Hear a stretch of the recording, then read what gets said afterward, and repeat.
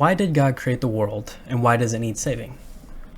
In this video, I will be explaining why I think God created not just the world, but also humanity, and also how sin is actively corrupting the world, and how God will save it in the end. Now, one reason I believe He created humanity is because He wants us, for one thing, to have the pleasure of using and enjoying creation itself, but also, more importantly, to steward creation as well. One real-world example or analogy I can give for what I'm referring to is like if you lent something that you enjoy or find useful, or like something that you simply think is good, to your friend or someone you know, so they too can have the pleasure of using or experiencing it. Now suppose the thing that you lend to your friend is like a video game or a movie, for example, or something similar that you are fond of. And although you lend it to your friend, it still ultimately belongs to you. He's just borrowing it. But you also tell him to take good care of it and to steward it well. And at the appointed time when you want it back, you expect it back in good condition. Well, in the same way, God is sovereign over the world, but He gave humanity authority over the world at the same time. And He calls humanity to steward and take care of it, as I've said. And if God loves the world and also loves His creation, as an artist, for example, like loves his masterpiece, and has put us in charge of taking care of it, then just as much as we can and should enjoy it, since that is that's obviously what God desires after all, because otherwise He wouldn't have given it to us in the first place. Nevertheless, God also desires that we steward His creation well, just as the person lending his friend like a video game or a movie would desire his friend to take care of it while it is in his charge. And I'm talking about like physically, like a game case with the disc inside, not digital. So therefore, in summary, God created the world because ultimately He wants to share what He created with us, is really the main thing. Now, when sin entered the world because of Adam and Eve's sin in the Garden of Eden, does that then kind of just make almost everything I've basically said up to this point like irrelevant? Does it mean creation is no longer good anymore? No, of course not. Because while it is true that evil and corruption is in the world now and is actively corrupting much of it in numerous ways, that doesn't change the fact that everything created by God is still inherently good. And even now, good can still be seen in the world. I mean, after all, who doesn't know and see with their own eyes that good people, for example, still exist? And when I say good people, I'm not talking about like sinless people, like since no one is without sin. I'm talking about people that are like actively striving to do what is good and right by like helping and loving their neighbors and fellow human beings. You get the gist. And then I'm also talking about those who actively do their best to avoid like evil and sin in general. And even when they sin, they don't let sin become their master. They stumble in it. They don't live in it. I mean, this is kind of something I repeat like in a lot of my videos. But these are examples of what a good person would look like. And this is also backed up by the book of Ecclesiastes 7:29 in the Bible, which says, "This only have I found. God created mankind upright, but they have gone in search of many schemes." Now, what is this verse trying to say? It's basically saying that humanity was created inherently good, and every human being has the capacity and the ability to be good and do good. But when Adam and Eve ate the forbidden fruit, they schemed and believed the voice of Satan, who basically told them they could become gods by eating the fruit. And then, besides people, who also, for example, doesn't know that beauty still exists in this world. Like, you can go outside right now and look at like the sky or the trees, unless you're in the city, but you get what I mean. You can look at the skies and the trees and see that, it's beautiful and it's good, just as God made it so. And then another example, who also doesn't know that joy still exists in the world. People can still eat their food and drink their beverages and be gladdened by them. And all this is also backed up by Scripture, because this is what it says in Psalm chapter 104, verses 14 and 15. "He makes grass grow for the cattle and plants for the people to cultivate, bringing forth food from the earth. Wine that gladdens human hearts, oil to make their faces shine, and bread that sustains their hearts." Now, what we can derive from these verses is, for one, God has not abandoned His creation, and the fact that He's still making like grass grow, for example, shows that He clearly hasn't given up on it and still cares about it, even with sin in the world. However, let these examples I formerly talked about show you that everything's not completely corrupt and good still exists, because everything God created, again, is inherently good. However, it is written throughout the Bible that the day will come when the world will be destroyed and come to an end. The end times. The entire book of Revelation talks about this. And look what else, for example, 2 Peter chapter 3, verse 7 says. "But by the same word, the heavens and the earth that now exist are stored up for fire, being kept until the day of judgment and destruction of the ungodly. And then here also is what Revelation chapter 21 verse 1 says about what happens after the destruction by fire takes place. Then I saw a new heaven and a new earth, for the first heaven and the first earth had passed away, and the sea was no more. Now, these verses are talking, or at least the first one anyway. Or no, sorry. Both of them are talking about the future. Because in the past, God flooded the world, and in the future, it's going to be burnt. So it was destroyed once by water, and then it's going to be destroyed again by fire. And I'll go more into that a little later. Now, although I've said that the world isn't completely corrupted, and that I spoke of the goodness still evident in many people in the world, among other things, and all of that is still evident up to this point in our present time. But again, one day these things will either become corrupted or disappear completely. And it's for that reason that it says this, for example, in Isaiah chapter 51, verse 6. Lift up your eyes to the heavens, look at the earth beneath. The heavens will vanish like smoke, the earth will wear out like a garment, and its inhabitants die like flies. But my salvation will last forever, my righteousness will never fail. And it is also for the same reason stated earlier that Jesus told the apostles that in the end times, when he would return, it would be just like the days of Noah. And how would it be just like the days of Noah? Well, let's take a look at the very reasons God flooded the world in the first place. So here's what it says in Genesis chapter 6, verse 11 through 13. Now the earth was corrupt in God's sight and was full of violence. God saw how corrupt the earth had become, for all the people on earth corrupted their ways.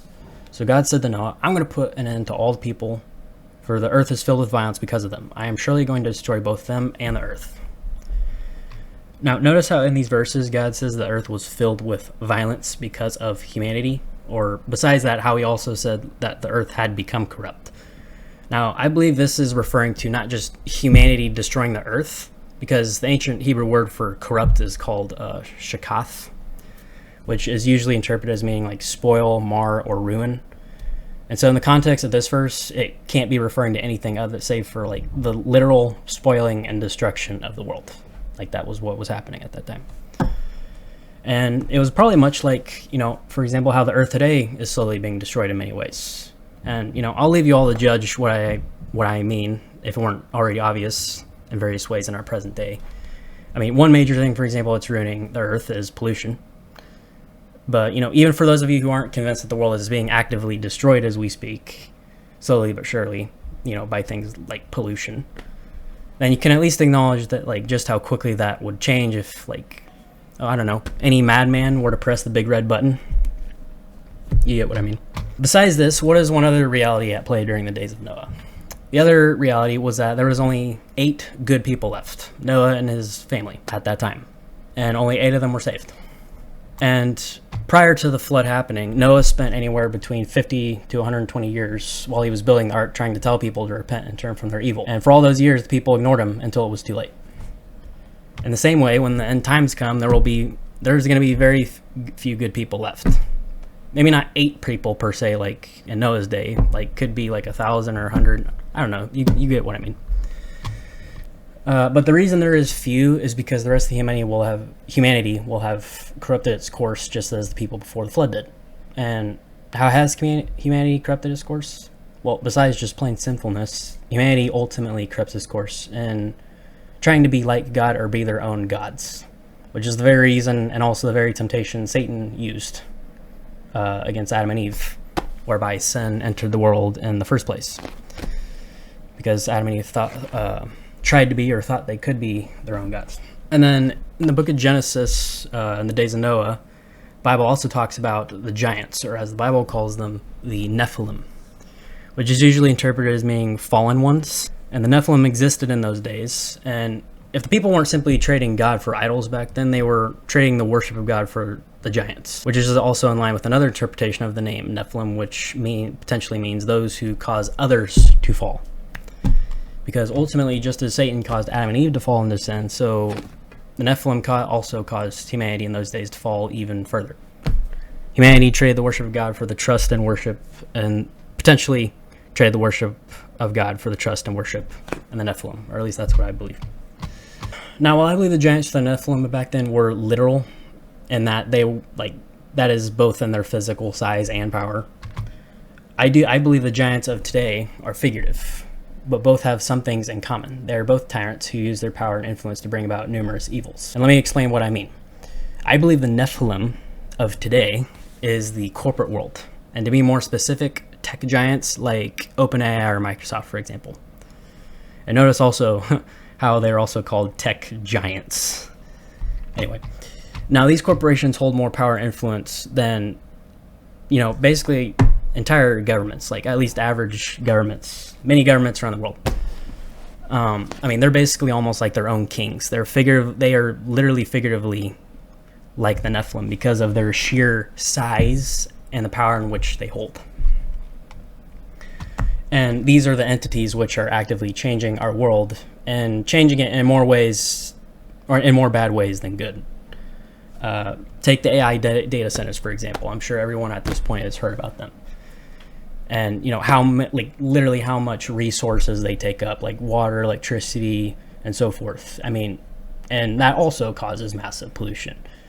And it's just like, how in the Bible it says that God saw how corrupt the world had become because the world at that time was being destroyed by humanity and the Nephilim. And just as I said earlier that the Nephilim are tyrants, a good example of what I mean, for our present day anyway, comes from an article I came across not long ago. It's from The Guardian. In this article, which, by the way, it's in the description if you want to read it. But to give you like a short, condensed summary of the story, it talks about a small town. I forget the name, but it's in Michigan. Again, read the article. But this town voted against the construction of an AI data center. And while they did successfully vote it down, the town was, not long after they voted it down, the town was sued by the development firm called Related Digital. And they were the ones in charge of constructing the data center. And the data center was also backed by, very powerful people like Sam Altman, who's the CEO of OpenAI. So suffice to say, the town's vote basically, without going into all the details, it basically meant squat. Like, in the end, the data center is being built anyway, regardless. As I speak, in fact, it's like literally being built right now.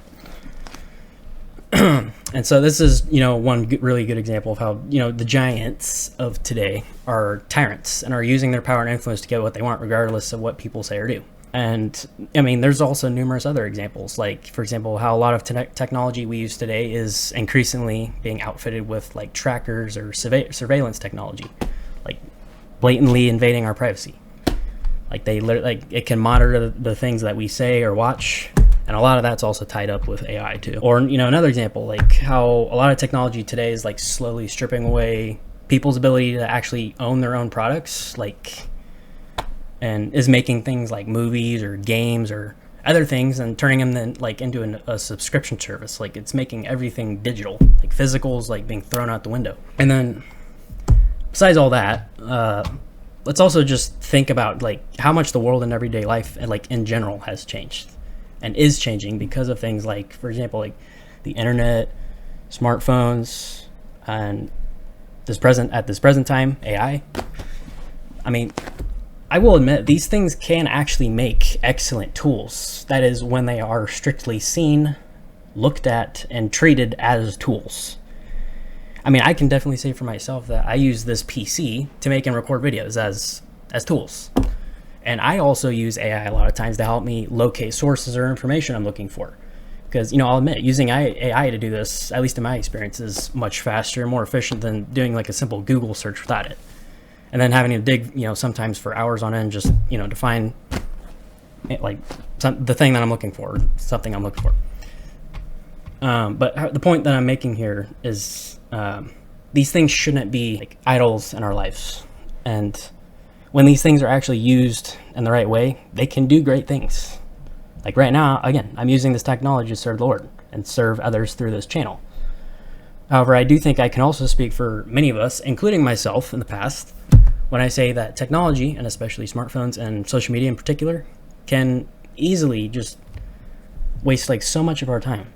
Like it can ruin our attention spans, it can ruin our self-esteems, it like fills us with negativity and just a nihilistic, hopeless outlook on the world in general. And so this is why I say that, while technology can make excellent tools, they have like an even greater potential for harm, I would argue.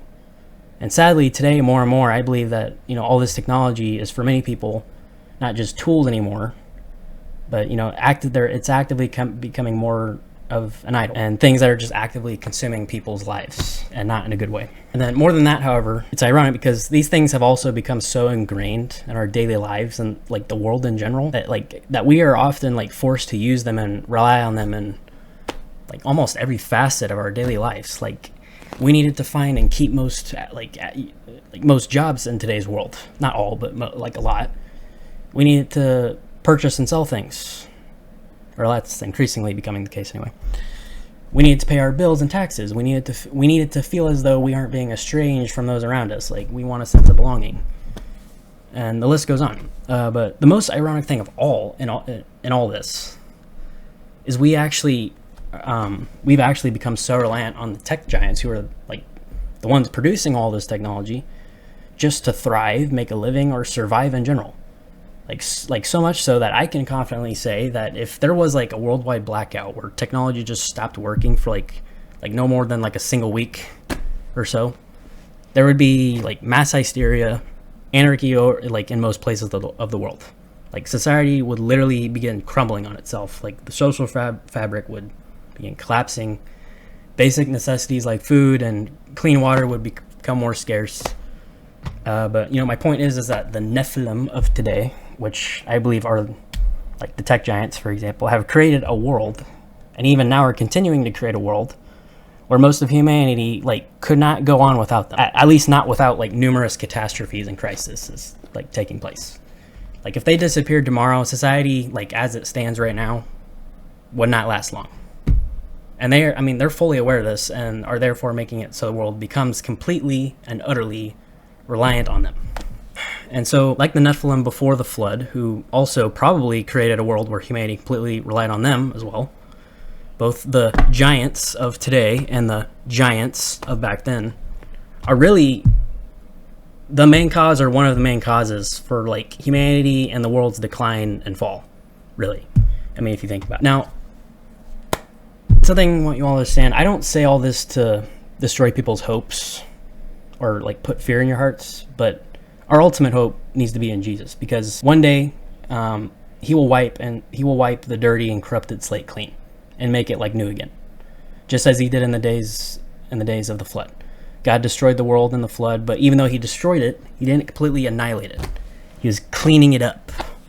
And in the end times he'll do it again, but instead of through water, it will be by fire, as it says in 2 Peter chapter 3, 6 through 7, which I talked about earlier. And then, unlike with the flood, when the world is cleansed by fire in the future, just as it was once cleansed by water, this time, when the disease, which was slowly corrupting and afflicting it in the first place, will be removed completely, so that the corruption of filth, and I'm speaking figuratively here, will never rise again. Now, what is interesting is that in real life, water is often used and associated with cleansing. Water can wash away and clean impurities like dirt or germs, for example, but while it washes and cleans them away, it doesn't actually like annihilate them, like, because after all, dirt and germs still exist in the world, and even after, like, for example, if you wash yourself, you can just become dirty again. Like, you get what I mean. And then I guess the point that I'm making is that water can remove the impurities which exist, but it can't prevent those same impurities from returning by actually killing the impurities at the source. Now, fire, on the other hand, is different. I mean, similar but different, because it is destructive and destroys everything it touches. Whereas water can only wash away impurity but not kill it, unless it's boiled, of course. Fire, on the other hand, destroys and eliminates the impurities like completely. And even the things that it doesn't destroy, such as like metals like gold or silver, like to give you this example, when raw gold or silver are put into like a furnace to burn, it melts off the impurities.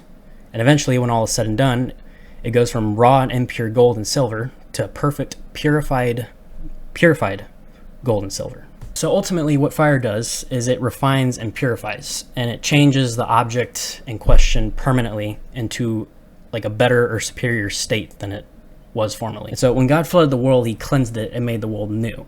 But the source of the impurity, which is sin, still existed. And of course, Satan was also still in the world. When the world is refined and purified by fire in the end times, all sin and evil will be removed completely and destroyed at the very source. Like the old order and way of things will end, God will bring about the pure and superior new earth. And I also want you all to understand this. The world for the present moment is not completely corrupt. I think I said that earlier. Like it was in the days before the flood. But it is slowly, I would say, ascending to that level. It is wearing out like a garment, just as the Bible would say. And let me reiterate that God, from the very beginning, made man good. He made creation good, but sin entered the world, and it marred it, and it afflicted it with a disease that only Jesus can cure. And that is also why, for example, the Apostle Paul describes the world in this way in Romans chapter 8, verses 22. We know that the whole of creation has been groaning, as in the pains of childbirth, right up to the present time. Now, why is creation groaning? It is groaning because of the sins, evil, and violence being done both on it and to it. And then Paul compares this groaning to the pains of childbirth, but I would also compare it to the pains of sickness, because many people, when they are sick, will groan. And so therefore, when Christ returns, he will remove the sin and the violence being done to creation, which causes the sickness, and he will make it pure again and remove the source of the suffering by destroying the very source of the sin and evil. Now, when the Bible says that after the end times, God will make a new heaven and a new earth, this does not mean he's abandoning this earth and making a fresh one, creating a whole new planet. It means he is purifying the current one, and in that sense, he's making it new. To put this in a better perspective for you all, let's go back to that example I used at the beginning of the video about lending a video game or a movie to your friend. Now, suppose that after a certain amount of time passes and I ask for the video game or movie back, and I find that my friend did not take care of it well. The case which holds the disc is cracked and smashed. The disc is full of scratches. And even though the case was beyond repair, I decide, maybe I should take this disc to the local game store and see if it can't get resurfaced. And so I take it there and I find out, the scratches are too deep and the disc, like the case, is beyond repair. The impurities are too great. It has become completely corrupt and cannot be cleansed. And so at this point, my only option is to get a whole new case with a whole new disc inside. And getting that new disc and case is like getting back the former glory of the game or movie before it was broken. I mean, it's the same exact story, the same characters, the same joy. It's the same game, just a different case and disc. But it holds the same data, it holds the same, you know what I mean? In the same way, when this world reaches the level of corruption that the world had before the flood in the days of Noah, God will completely refine and purify it, so the new earth will truly be new. The earth will still have the same beauty and defining positive characteristics which it had prior, but it will also return to the same level of perfection it possessed before sin first entered the world to begin with. And so creation will be healed and shall no longer groan and experience violence and pollution, among other things. And the corruption and evil which plagued it formerly will be no more, and neither shall it ever return. And so this new earth will be superior, just as fire refines and perfects, and that the source of evil and the impurities, which is sin and Satan, will be no more. And so, hope you all enjoyed this video, and I will see you all in the next one.